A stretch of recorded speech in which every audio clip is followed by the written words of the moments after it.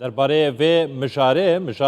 انجامدانا یان اگرین انجامدانا اپراسیونا ترکیه بو سر روش آوای کردستان باکوری سوریه و رجب طیب اردوغان دبیجیتن گوتو بیجه که دگل زور برئیس دکتور زارا صالح اکادمیسین ج باجر برینگهام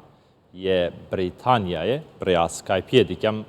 برس دکتور زارا دم باش هیویدارم دنگ رنگ باش به ام گوتو بیجه که باش بکن لدور و مجاره هەیەک ji ئەمریکا دکتۆر و رووسیا ئێران دەبێژیت ئەم ji دڵگرانیên تورکیایê فێم دکەین تێدیگەهێن بنەرîna te yanî di demekê nizîk de ev hestê welate wê gilûpa kesik ji bo Recep Tayyip Erdoganî pê bikin ku operasyonê encam bide li Rojavayê Kurdistanê.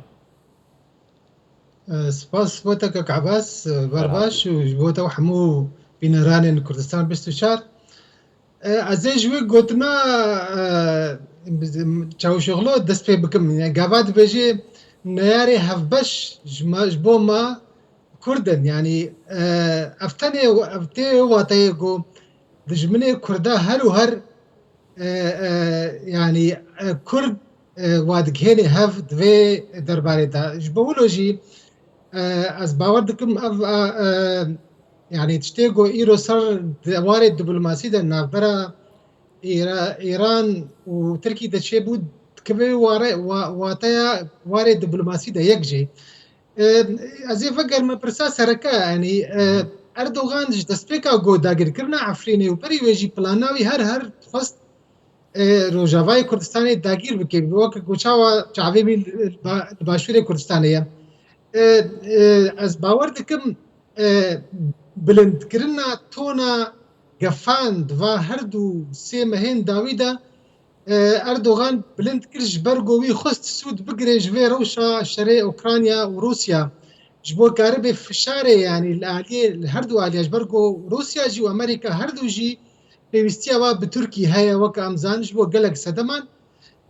lê ez bawer dikim bi ringekî tund jî Amerîka jî û Rûsya di hevdîtinên berî niha de gotine ji Tirkiye re danixuya kirin ku rehnika kesk jê rîne çê nabe ku te operasyon pê korî. Eger em vegerine Astana gera dawî de ye Astana İran û Rûsya helwesta wa gelekî tund bû lê di hevdîtina Sergey Lavrov hatina serdana Tirkiye û hatina îro Abdullah Heyan jî di Îranê ev yanî ez bawer dikim ev warê diplomasî de ye ew naxwazin ku Rûsya jî بهتر و ایران جی ناخوازی کو او لهفکرنا استانا بهر ویج برگو او سود جر دگرن جبوی یعنی برجواندین خوی سیاسی و ترکی جی تاراده که جی دگرد انها ایرو از باور دکم اف پیاما و ناما اردوغان بهتر دواره پروپاگندا میدیایی ده بوش ناما بوش بو هندروی ترکی وش گلک دفردی کواتا يعني اف چند روجك بون دكتور يعني اف بابت هناك صار ببو يعني دنابا روجافا تركيا ده ودرفي تركيا جي قالك نده هات بحث كرين لي بشتي وقتا قلت هاتنا وزير درفي روسيا وزير درفي ايران دوه جبو تركيا الانقره يعني جارا كادن اف بابت دست بكيره و رجب طيب اردوغان دبيجيتن اما دكارين ما بشتي تمام بونه امي دست بكين ايران دبيجيت امجد الجرانيين Türkiye'ye fêm dikin kewate erêkirinek wergîtiya ji her sêwan welatên hem Amerîka û Rûsya û Îranê tenê dem maye diyarî bikiritin.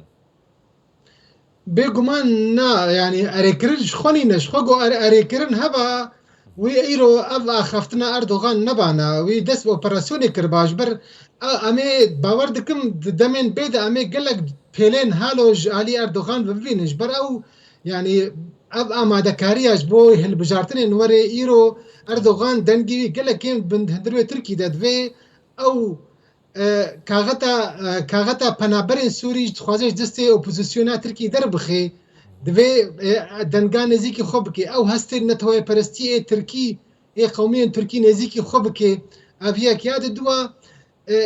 ez bawer dikim dixwaze got ew her û her Kurd ew deverên Rojava got metirsiyê dibin îro gelek xelk ji wa devera bar dikin yani ev jî şêweyeka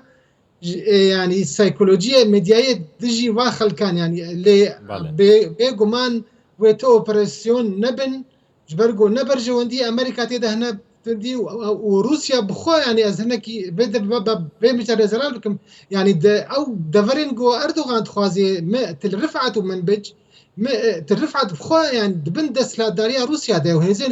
هزين ريجيم تيدنا بشكي هندك هزين كردي تيدنا وش خو من بج بريجيت بندس لا داريا امريكا ده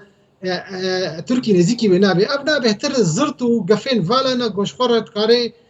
بروباغندا جوش بارتيا باشە خورت شيت كيس باور دكم دکتۆر یعنی چما دەما ڕۆسیا ئێرشی سەر ئوکرانیای دیکەتن ئۆپراسسیۆنێ لەسەر ئوکرانیا ئەنجام دەدەتن هەر یەک ژە ئەمریکا وڵاتێن ڕۆژاوا و گەلک وڵاتێن دنیەن جیهانێ نەڕازیبوونا خۆ نیشان دەدەن ئالیکاریە ئۆکرانیای دیکەن دەبێژن ئەف تشتێکی شاشە نابی تو ئێرشی سەر ئۆکرانیە بکە چما دەما تورکیا ئێرشی سەر سووریایە بکەتن وڵاتێکی دن بکەتن خاکەکا دیکە بکەتن وڵاتێن ڕۆژاوا ئەمریکا نەتوێن یەکگرتی ئەنجومەنی ئاسایش بێدەنگ دمینە سەدەم چنە چ جوداهی بله ابنا راستا برساتا قلقي جرنجا اجبرجو يعني سياسات هر وهر الجوري بجواندية نافاد بي يعني بيواندية ناو دولتي سر بنجها برجواندية آفاد بن افتشتكي جدست بيكا ولات شيبونا في امجي بتيبك جند في والده والسياسات بخوا بأخلاق يعني أخلاق تدا وين نبي سياسات تدا لو ما يعني أجر بلاخو نزيك بدنا هالوستا تركي وروسيا إيرو روسيا هفالبندي ريجيميا تركي هفالبندي اوبوزيسيون قدجي هافن يعني شري هافدكن يعني ميزي بلي دق هنا هاف برجواندي افن يعني بنقا بيوجي ناف دولتي امريكا ولوجي إيرو شري الناتو وامريكا دجي روسيا لسر عرض اوكرانيا بيكتي ابنا بابتك دي يعني سياستي ده دفي ام و معادله خوشک بەس دکتۆر ئەگەر پرسا داویە ئەف بیت چما سیاسەتگیرن بەرژەوەندی خواستن لە هەفگواردنا بەرژەوەندیان لەسەر حسابا کوردان بیتن یعنی سەدەم چنە لە 100 ساڵێن ڕابۆری کوردان خێرجە خوانە دیتە کورد تەقسیم کردن دابەشکردن چما نەهاژ بەلاخۆژ کووردا بەناکەن بله يعني ابنا براستي يعني قلق سدمي هنا بابتك برفرها لازم كرتيش تربيجم ایرو د بازارا سیاسی د بازارا برجواندی اندنا ته بر پیوانه کیجا برجواندی بهتر بواره به و بویالی د بگری يعني ایرو کرد جبرگو کرد مان سیوی مان به دولت يعني هبونا ندولتا كردي بو سدما جو ايرو كرد خلقا ضعيف د بازار نف دولتي دا يعني قلق ديروكا كردي دا قلق يعني بورين هالو هاتنا سري كردا لإيرو كرد نوكوي هلبت نوكوا دمين بريا إيرو باش برخدانا كهيا إيرو قلق دوستي كرداجي هنا لهيجي كرد بهتر دوي خوا هبونا خوا سر عردي بيدر كن سود جوي درفتا ناف دولتي بقرن ونخونزيكي هف بكن أوجي ساساتي فيمكن وقت دجمنا تشاوا جو نيار كرداد بينين يا هفبش يعني كان باش كرجي دوي